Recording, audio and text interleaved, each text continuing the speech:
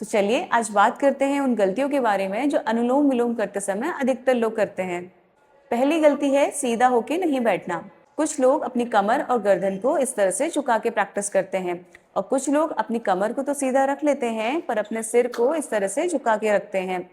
और कुछ लोगों को तो मैंने देखा है वो अपनी एल्बो से इस तरह से सपोर्ट लेके प्रैक्टिस करते हैं।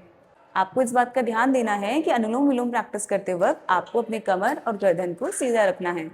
दूसरी की जाने वाली गलती बहुत फास्ट या फोर्सफुल ब्रीदिंग करना।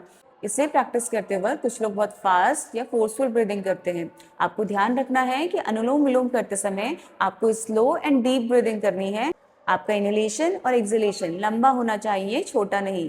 तीसरी की जाने वाली गलती, अनुलोम विलोम में स्लो एंड डीप ब्रीदिंग करते हैं पर इसका मतलब ये बिल्कुल नहीं है कि आपको अपनी कैपेसिटी से ज़्यादा इनहेल या एक्सहेल करना है। आप अपनी कैपेसिटी के अकॉर्डिंग ही प्रैक्टिस करेंगे। अगर आप ज़बरदस्ती सांस लेंगे और छोड़ेंगे तो उससे आपको कोई फ़ायदा नहीं होगा, बल्कि आपको उसके नुकसान ही होंगे। तो आपको इस बात का ध्यान रखना है कि स्लो और डीप ब्रीदिंग का मतलब ये बिल्कुल नहीं है कि आपको अपनी कैपेसिटी से ज़्यादा इनहेल या एक्सहेल करना है। ड्यूरेशन धीरे धीरे प्रैक्टिस के साथ इंप्रूव होता है।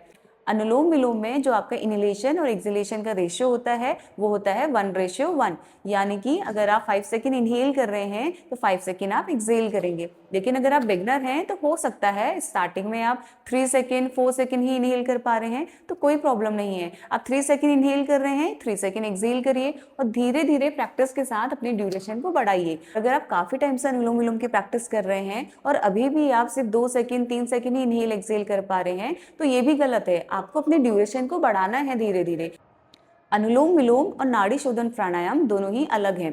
अनुलोम विलोम एक सिंपल और इजी प्रैक्टिस है जिसे बिगनर्स भी इजीली प्रैक्टिस कर सकते हैं, और नाड़ी शोधन प्राणायाम एक एडवांस प्रैक्टिस है जिसमें हम ब्रेथ रिटेंशन भी करते हैं। ब्रेथ रिटेंशन यानी कि कुंभक, जिसमें हम सांस को रोकते हैं। और अनुलोम विलोम में हम बिना कुंभक के प्रैक्टिस करते हैं, इसलिए वो बिगनर्स फ्रेंडली है। और अगर आप काफी टाइम से अनुलोम विलोम की प्रैक्टिस कर रहे हैं और अगर आपको लगता है कि आप एक लेवल ऊपर जा सकते हैं तो आप अपनी इनहेलेशन और एक्सहेलेशन के रेशियो को 1:2 कर दीजिए। यानी कि अगर आप 5 सेकेंड इनहेल कर रहे हैं तो आप 10 सेकेंड यानी कि उसका डबल एक्सहेल करेंगे, तो ये आपका हो जाएगा 1:2।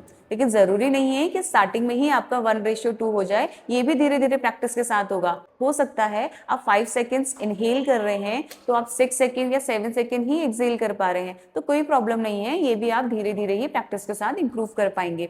लेकिन जो बिगनर्स हैं वो 1:1 के साथ ही प्रैक्टिस करेंगे, यानी कि अपना इनहेलेशन और एक्सहेलेशन को इक्वल रखेंगे। धीरे धीरे प्रैक्टिस के साथ आप अपने एक्सहेलेशन को बढ़ा सकते हैं, लेकिन पहले आप अपने इनहेलेशन और एक्सहेलेशन को इक्वल करिए और उसके ड्यूरेशन को बढ़ाइए।